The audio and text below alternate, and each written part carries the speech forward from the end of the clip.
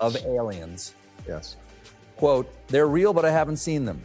Then you tried to walk it back the next day. You know no one believed you, right? Because that first one had the ring of truth. It was just a guy just finally letting it out. And then the next day you're like, well, what I meant was that I'm sure that somewhere out there, given the infinite, nature of the universe, no one buys that. Just come clean, man. You don't want to tarnish a reputation for just like frankness and honesty at this point of your career. Oh, Lord. Sir, at long last, won't you just... I thought it was so obvious what I meant. Uh-huh. Yes. Oh, it was obvious what you meant. And we all got the message. Here's the thing. Uh-huh. For those of you who still think that, we've got little green men underground somewhere. Yeah.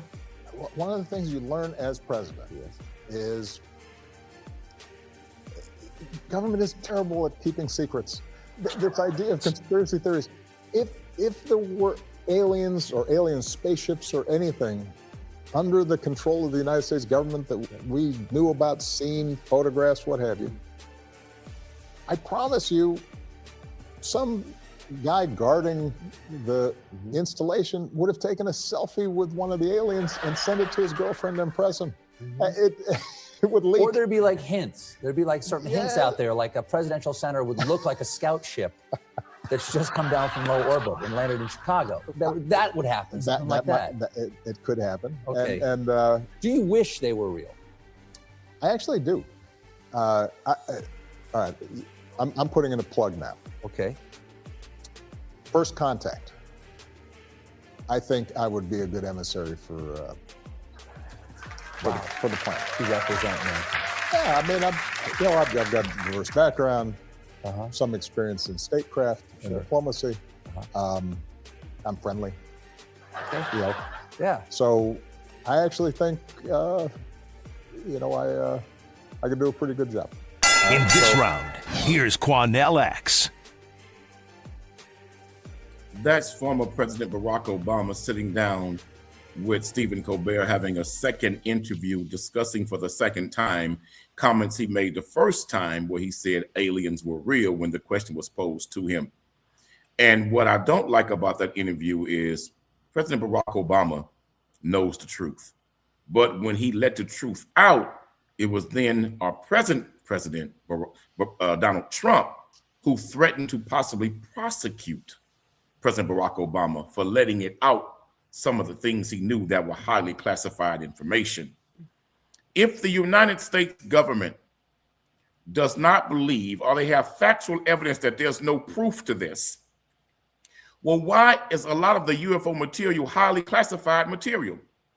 Why is it considered, in many cases, above top secret that even President Clinton, President Jimmy Carter, Lyndon Baines Johnson, they all admit that they were rebuffed and they were told by the United States Pentagon and the CIA that they did not have the classification to gain access to the questions that they were posing to these different agencies about UAPs and UFOs.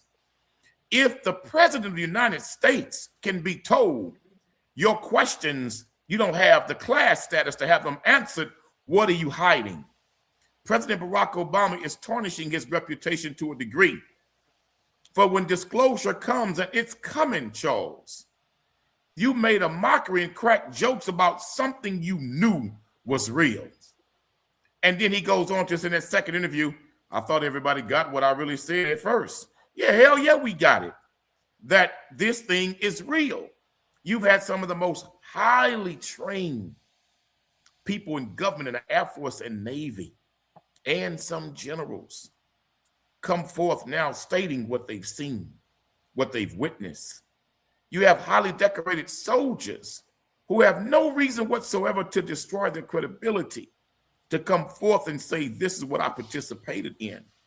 Charles, President Trump just said a week ago, that he's going to, as he's promised before, release what they have on the classified files of UAPs.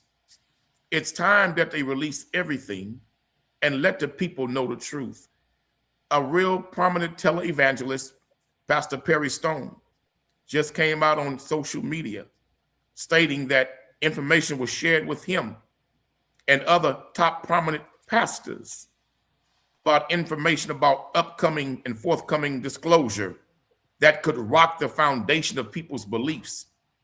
This is nothing to laugh about, because they've admitted that these machines that they see flying in the air and around secret military bases and no-fly zones. Are you just going to talk into the credits? I'm sorry. Go right ahead. Forgive me, brother. Go right No, ahead. I mean, look, Harvard Law School's own Barry Obama did an interview. You're talking about the first interview. It was I think, Brian Cohen's podcast, where he said, hey, there are no aliens at Area 51. I've never seen one, but they're real. But he was very clearly saying, as an intelligent, educated person, we have this vast universe. Of course, we're not the only things alive in this vast universe. The very suggestion is absurd, but we've never interacted with them or any evidence. And then it got spun because there are people that want it. We all want it. Like we all grew up on Star Trek and Star Wars, or younger kids on all any types of sci-fi that I might have missed. All this anime nonsense. We all wanted to be true. Obama did not. He didn't tell one story, then shifted. Trump didn't threaten to prosecute him over it. All the evidence suggests that we are still awaiting first contact, but I personally believe that contact should be made. I think it's out there, and I think it's people like Elon Musk and other visionaries, whether they may be insane or not, and narcissists, are going to build some rocket ships to get us out there and get us to figure out some super virus so that it's going to come back here and kill all of us. That's my belief. You better be careful. What are you going to do? Because it could be like Columbus discovering the Indians.